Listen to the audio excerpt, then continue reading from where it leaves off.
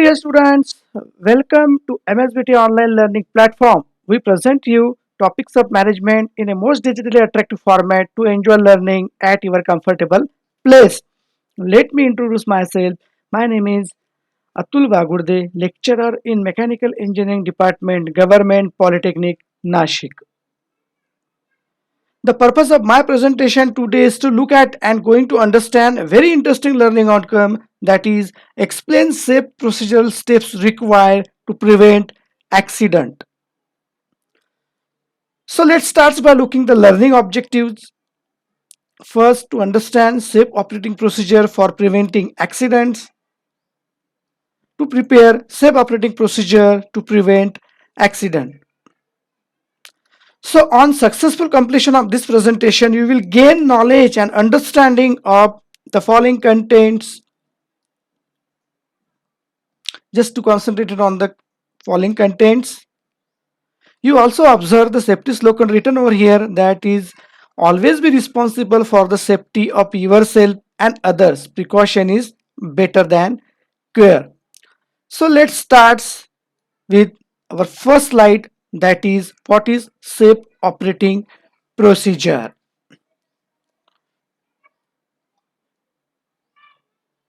A SAFe operating procedure is a written document that provides step-by-step instructions on how to safely perform a task or activity which involves some risk to health and safety. It is a logical sequence of steps that must be followed to safely perform a workplace activity.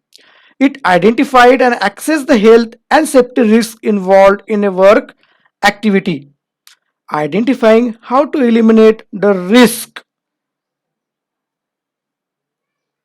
A safe operating procedure is sometimes referred to as a safe work procedure or safe work method statement. Basically, SOP is how to do this work activity and remain safe and healthy.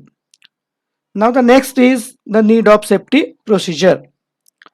Workers doing work activities that have risk. So this procedure tell them how to do their work activities and remain safe and healthy. The supervisors know that by making sure the workers they supervise follow those SOP, they will be helping to keep those workers safe and healthy. No manager take responsible care for the health and safety of workers, and supervisors that the manager has overall control and responsibility. The safety committee and any employees engaged in safety inspection need SOP because they are stable and reliable reference points to make a safe and healthy workplace. So that's why there is a need of safety procedure. Now next is the benefits of safe operating procedure. So first is reduce employee training time. Definitely a written set of guidelines helps to ensure that all new hires get the same training on the same topics and the responsibility in the same amount of time. That will reduce the employee training time. Second is reduce errors and enhance productivity. So the written SOP can take the guesswork out of day-to-day operations and help ensure that all of your employees understand the processes, policies, and procedures associated with their jobs. Third is meet legal requirements.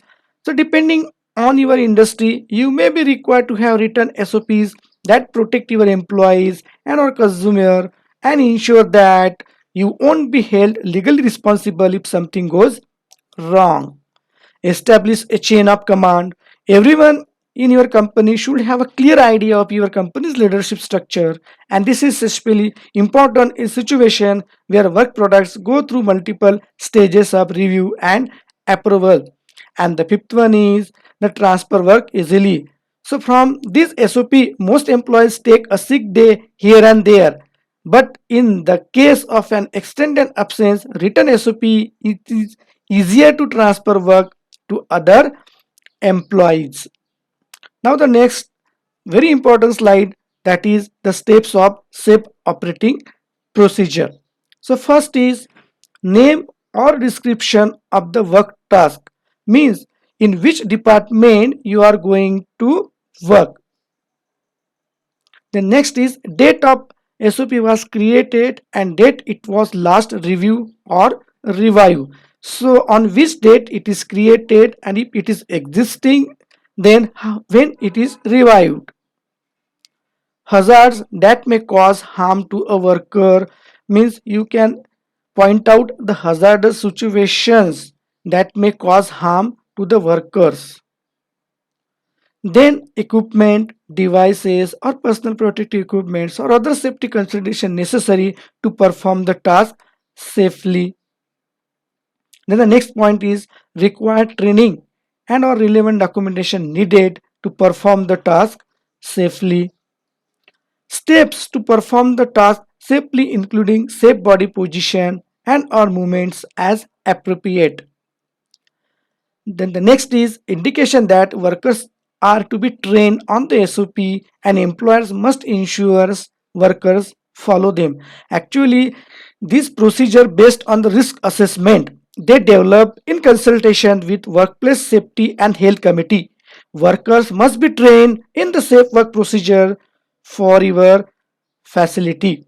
So they understand the steps and equipment must use to work safely. Supervisor must ensure that safe work procedures are followed. Safe work procedures should readily available to workers for reference. SOP must be reviewed periodically to ensure they are accurate and effective. So we take one examples for better understanding that how to carry out this SOP.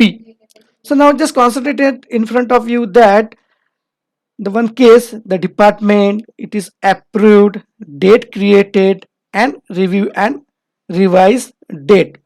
So here in the red in color they have pointed out the hazardous situations or on preventing this hazardous situation certain personal protective equipments are also listed over here. The first hazardous situation is just like a chucky attack on face. Hot flying chips may be attacked on your body. There must be a jam between stock and tool test. Then the job fallen on the feet. Then there is a chances of spinning stock. Then there is a noise from the cutting operations and clothing getting caught in machinery. So which type of protective equipment is required for preventing hazardous situations? So there is a eye protection, wear safety goggle, wear shield, hearing protections are there, safety footwear, disposable respirator, so dust collection system should be installed. Do not wear anything dangling such as hood strings or other dangling clothing or jewelry contain lock hair. Also there is a reference manual is also available in this regarding injury prevention orientation, lift and manual materials handling training, operators manual, in-house training is also available. So there is a note if you can find out any musculoskeletal injury, it includes pain, burning, swelling, stiffness, tingling, or any other parts. So report this to your supervisors immediately. Employers must ensure that workers are trained and follow this safe work procedure. So I have also given one safe procedure depending upon the hazardous situation. So the steps to perform this task safely. So the first, ensure any loose fitting clothing is stuck in appropriately. Long sleeve shirt should be tight at the cuffs. Long hair contain and watches or loose jewelry should be removed to reduce the risk for jams or entanglement. Pre-inspect lathe for possible defects before using. Check electrical cords, switches, guards, adjustment locks. Check wood stock for defects and that glue joints are cured and dry. When lifting materials, try to keep your back straight and keep the load close to reduce stress on your back. Bend hips and knees rather than bending at the waist. Avoid twisting your back by instead taking small steps to turn. Load stock into the teeth of the stock holders and ensure it will well secured. Make sure the tool rest is close to the stock and free from debris and tools. Turn on lathe. Hold tools firmly with both hands. Do not touch the spinning stock with your hands or reach around spinning stock. When using V-bolt, power should be off and the lathe unplugged before changing speed. Remove tool rest before sanding and polishing. When an operator has finished working on lathe and before leaving the lathe for any reason, the power must be shut off and the machine must come to a complete stop. When an operator observes any unsafe condition with the lathe or stock being worked, the operator must report it immediately to the designated person and the lathe shall be taken out of service until the problem has been corrected. Stop the machine immediately if any odd noise or excessive vibrations occur. So I hope that from these slides you understand the following points. So what is the meaning of SOP? Why there is a need of safe operating procedure? What are the benefits of the safe operating procedure? Then the step-by-step points of safe operating procedure and how to prepare the step operating procedure for taking a simple example of the lathe machine. So I would like to thank all of you for your kind attention and taking interest.